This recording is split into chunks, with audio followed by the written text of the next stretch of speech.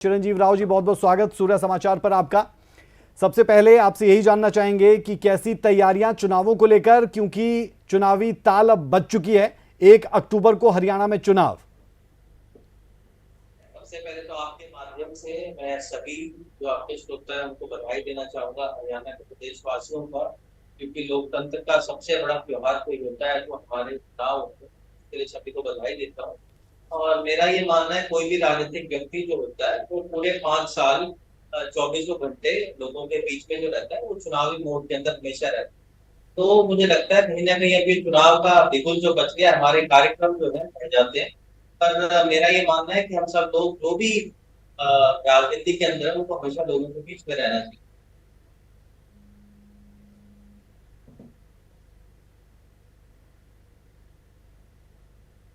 बिल्कुल सर, कैसी कैसी तैयारी है कांग्रेस पार्टी की चुनावों के लिए, क्योंकि वक्त ज़्यादा नहीं बचा है और इन तमाम चीज़ों के बीच में सत्ता पर बैठने का जो सपना है उस सपने को भी पूरा करना है। आपकी अपनी कैसी तैयारी है? क्या आपके पिता जो है वो चुनाव मैदान में कूदने वाले हैं? क्या वो चुनाव लड़ने वाले हैं? इस पर भी अगर आप जानकारी दें।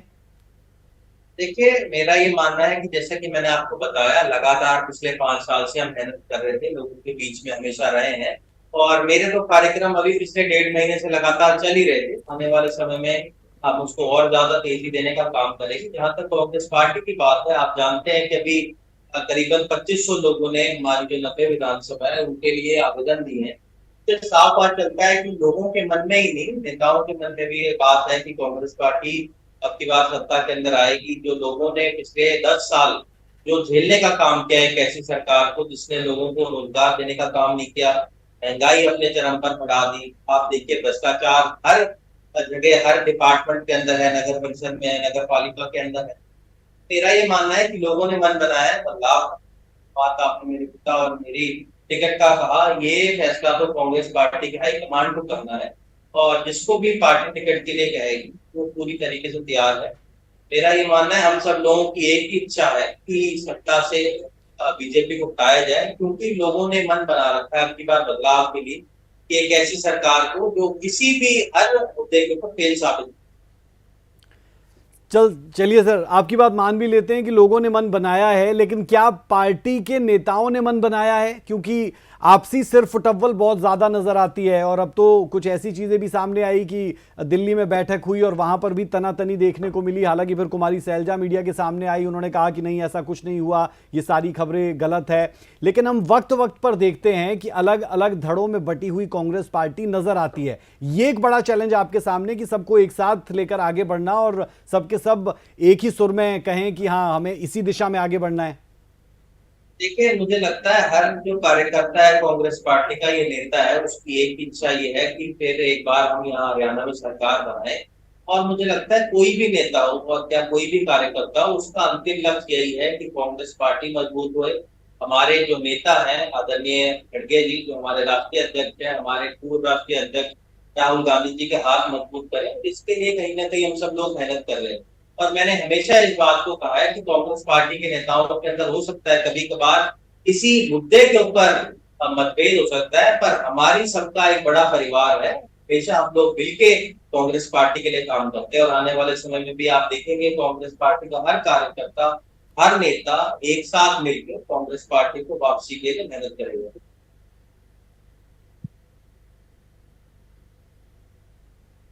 पूरी पूरी फाइट में है, इसीलिए इसीलिए तो हम कांग्रेस पार्टी का जिक्र कर रहे हैं और इसीलिए तो आपसे ये सवाल पूछा। आप कह रहे हैं कि सबका मकसद एक ही है, लेकिन इस मकसद में आपको लगता नहीं कि आपके कई साथी पीछे छूट गए?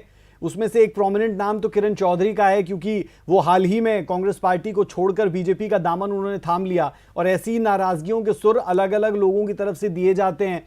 और हम देखते हैं कि 4 से 5 धड़े लगातार रहते हैं, या फिर कहें कि 4 से 5 एक बड़े फेसेस सामने रहते हैं और अपनी नाराजगियां वक्त वक्त पर उजागर करते रहते हैं। आपके पिता कैप्टन अजय यादव को ही ले लीजिए, उन्होंने भी लोकसभा चुनाव के दौरान अपनी नाराजगी भी व्यक्त की थी। ये तमाम नाराजगियां, किरण चौधरी का चले जाना और लोगों का कतारों में खड़ा होना, क्या ये तमाम चीजें पार्टी को कमजोर नहीं करती?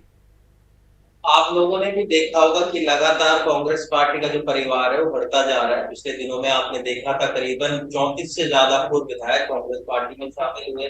कई अभी सिटिंग विधायक ऐसे हैं जो है निर्दलीय हैं, धर्मवीर गोलन जी हो, आपके जो विधायक है रामकरण काला जी, उन्होंने कांग्रेस पार्टी में शामिल हुए। आपके सोमवीर सांगवान जी जो विधायक है, उन्होंने कांग्रेस पार्टी के अंदर शामिल हुए। हमारे बहुत सारे ऐसे नेता हैं और वो लगातार कांग्रेस पार्टी के अंदर शामिल हो रहे हैं। कल ही आप लोगों ने देखा होगा मोहित ग्रोवर जो दूसरे नंबर पे गुड़गांव के अंदर रहे, उन्होंने कांग्रेस पार्टी में शामिल हुए। तो मुझे लगता है कि कांग्रेस पार्टी का जो परिवार है लगातार बढ़ता जा रहा है। सर और आप मुझे ज्वाइनिंग्स लगता की है बात तो कभी कर रहे हैं, कभार लेकिन जो लोग जा रहे हैं उनकी बात पर आप नहीं आ रहे। जो मेरा मूल सवाल था उस सवाल पर आप नहीं आ रहे। मीठा मीठा गप और कड़वा नहीं कड़वा थू तो नहीं हो नहीं, सकता। आपने आपने केवल जितने मात्र तमाम एक लोगों किरण की चौधरी नाम जी के लिए लिए वो कहा, बिल्कुल सही इसका है जवाब और मैंने इस मैं उससे तरीके से अग्री भी दिया करता हूं। कि लेकिन जब किरण देखिए चौधरी चुनाव, पार्टी छोड़कर जाती हैं तो पार्टी कमजोर नहीं होती इन चीजों से।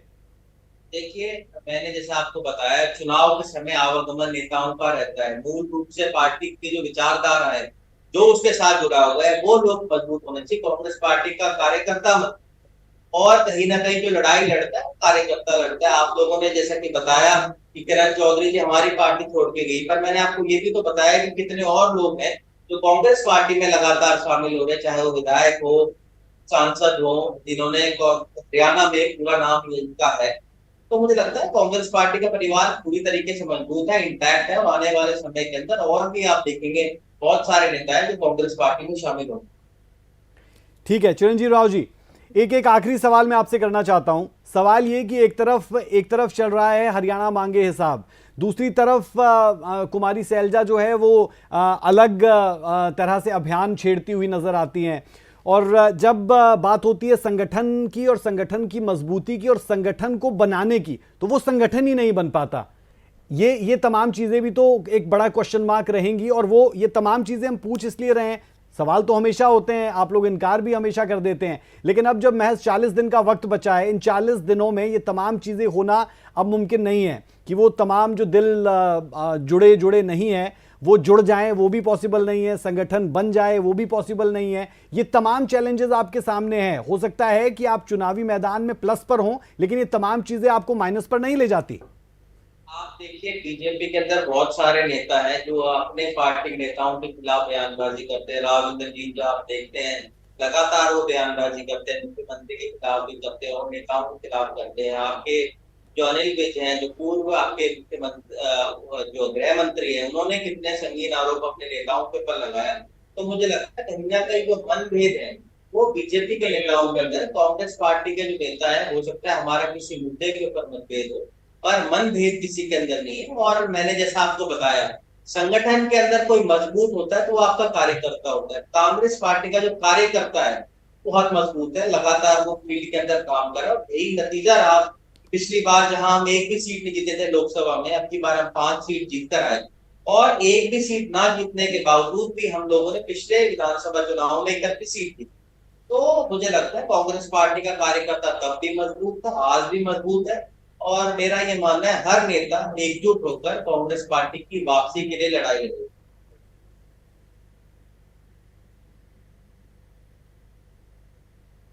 बिल्कुल। और आप बातों बातों में ये भी कह गए कि बीजेपी में कितनी डिफ़िकल्टीज़ है और किस तरीके के बयान दिए जाते हैं, लेकिन यहाँ पर सवाल ये थोड़ा है कि किसकी कमीज़ ज़्यादा सफ़ेद है और किसकी कमीज़ कितनी गंदी है। सवाल तो यहाँ पर ये है कि विद इन पार्टी जब बीजेपी के लोग जुड़ेंगे उनसे भी ये बात होगी, विद इन पार्टी जो मुश्किलें हैं कहीं वो आपके रास्ते का सबसे बड़ा रोड़ा तो नहीं हो जाएंगी। मेरा ये सवाल है कि कहीं जो with in party line difficulty है, सर सुन लीजिए पहले, जो party line with in party line difficulties है, कहीं वो ज्यादा बड़ा इशू तो नहीं हो जाएगा बीजेपी से, और बीजेपी के लिए आप कहें कि प्लस फैक्टर तो नहीं हो जाएगा ये।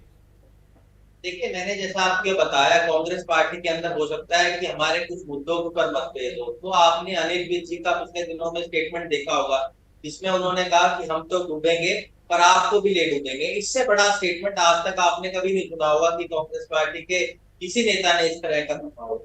जहां तक बात रही डिफिकल्टी नहीं, कहीं मुझे लगता है कि तो हम सब लोगों के लिए एक अपॉर्चुनिटी है आने वाले समय के अंदर। सर अनिल विज तो ये भी कहते हैं कि मैं बीजेपी का अनन्य भक्त हूं। उनका ये बयान बहुत वायरल होता है कि वो लगातार कहते हैं, और जब उनकी नाराजगी की बातें सामने आई तो उन्होंने खुलकर ये भी कहा कि मैं बीजेपी का अनन्य भक्त हूं, बीजेपी में था और बीजेपी में ही रहूंगा। तो मेरा ये मानना है, वो तो सभी नेता हमारे जो है वो भी सब यही कहते हैं कि हम कांग्रेस पार्टी के लिए हम, अंततः सबका मकसद क्या है? सबका मकसद यही है कि राहुल जी मजबूत होए, हमारी पार्टी मजबूत होए, खड़गे जी मजबूत होए, सोनिया जी मजबूत होए, एंड हमारा जो रिजल्ट है वो ये होना चाहिए कि पार्टी मजबूत हो। इसी के लाइंस के ऊपर सब लोग मिलकर काम कर रहे हैं।